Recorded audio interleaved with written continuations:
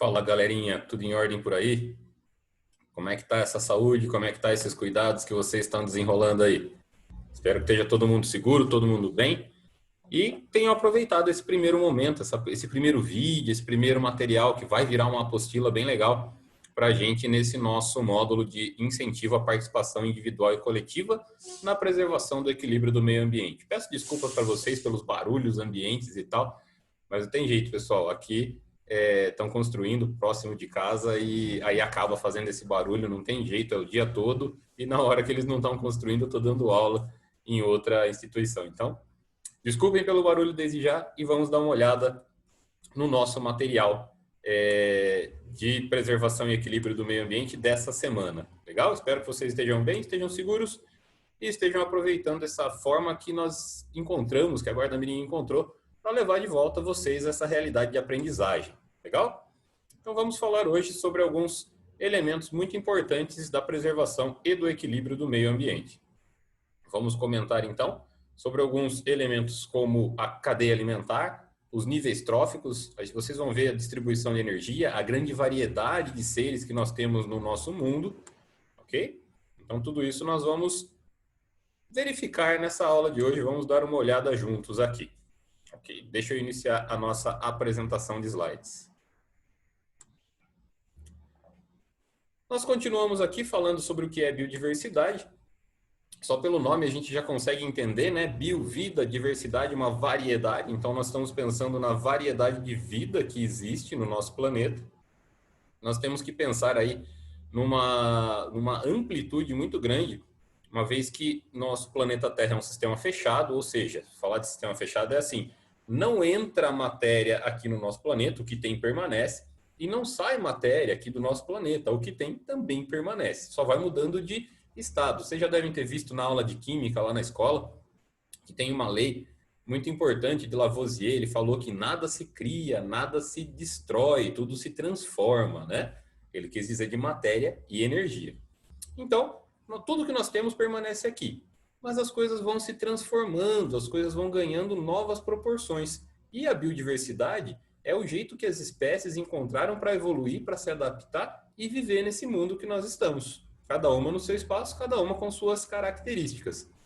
Então, plantas, animais, micro-organismos, que a gente nem vê eles por aí, são compositores da nossa biodiversidade. E nós temos que pensar aí que se é um planeta que é um sistema fechado, de onde vem a energia? De onde vem tudo que move o nosso planeta? A energia só tem uma fonte de entrega aqui na Terra, que é o Sol. A energia solar incide no planeta, a energia solar, a luz do Sol consegue adentrar no planeta e a gente tem essa energia transmitida de organismo para organismo através da alimentação. Nós temos então escalas dentro dessa nossa variedade, dessa nossa biodiversidade, que vão diminuindo o nível de energia conforme vão chegando longe do Sol, mas que vão transmitindo essa energia em determinadas concentrações. Alguns têm que consumir mais, outros menos, mas todos vão receber um certo nível de energia através dos níveis tróficos. Nós chamamos de, tem uma divisão dos seres vivos, né? Nós chamamos de autótrofos, aqueles que conseguem produzir o próprio alimento, que utilizam matéria inorgânica, que seja a água, gás carbônico e a luz do sol, para produzir matéria orgânica, que seria a glicose, um açúcar, né, um carboidrato. E nós temos elementos, os animais, os organismos heterotróficos, que não têm essa capacidade e precisam se alimentar de outros organismos para poder manter o nível energético. E aí, como eu falei para vocês, quanto mais perto do Sol, mais alto o nível de energia. E depois vai caindo e o animal, o organismo, precisa consumir mais. Então tem essa situação. Os principais autótrofos que nós temos no planeta são as plantas. As plantas absorvem diretamente a luz do Sol. Então eles seriam os produtores primários. Os herbívoros, que são aqueles seres que se alimentam exclusivamente de plantas, seriam os consumidores primários. Depois deles vem os animais heterotróficos, que seriam aqueles que precisam comer, consumir outros animais para obter energia. Se ele consome um consumidor primário, ele vai ser consumidor secundário. Se ele consome um consumidor secundário, ele vai ser consumidor terciário, e assim sucessivamente. Só que, por exemplo, se a gente falar de um rato, o rato ele se alimenta de grãos. Então, ele poderia ser um consumidor primário.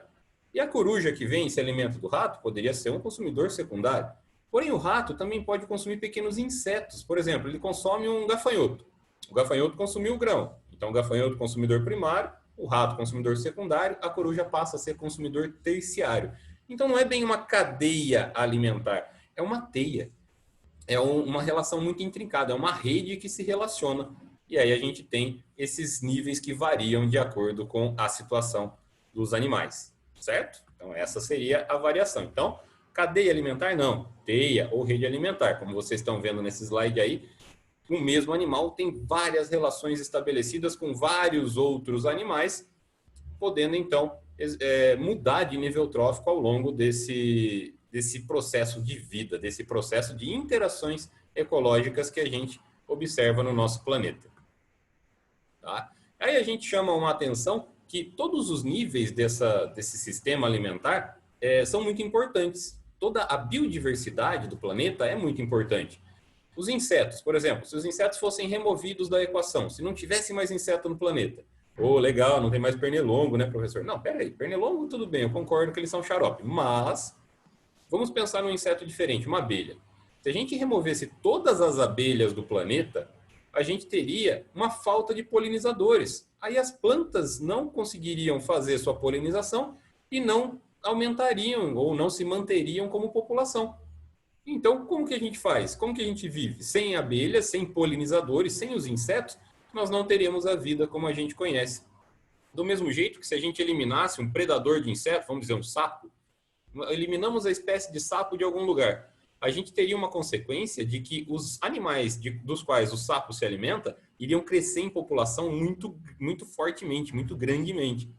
Exemplo, poderiam os sapos que se alimentam de gafanhotos. Se os sapos deixassem de se alimentar desses gafanhotos, poderia crescer tanta população de gafanhoto que ia formar o que a gente está observando, uma nuvem de gafanhotos que ameaça as plantações, ameaça o estilo de vida na Terra, pelo menos aqui na nossa América do Sul, né?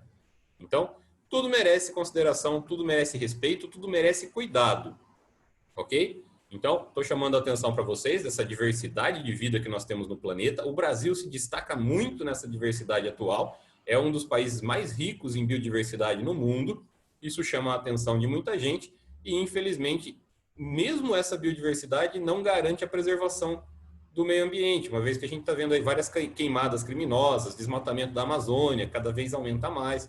Então, a gente tem que fazer a nossa parte, tem que entender o problema e aí sim fazer parte da solução. Legal?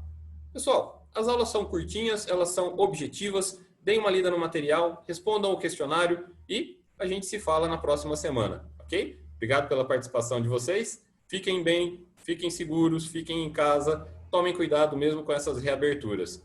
Não significa que o vírus não está mais por aí, ok? Obrigado pela atenção, pessoal. Até mais.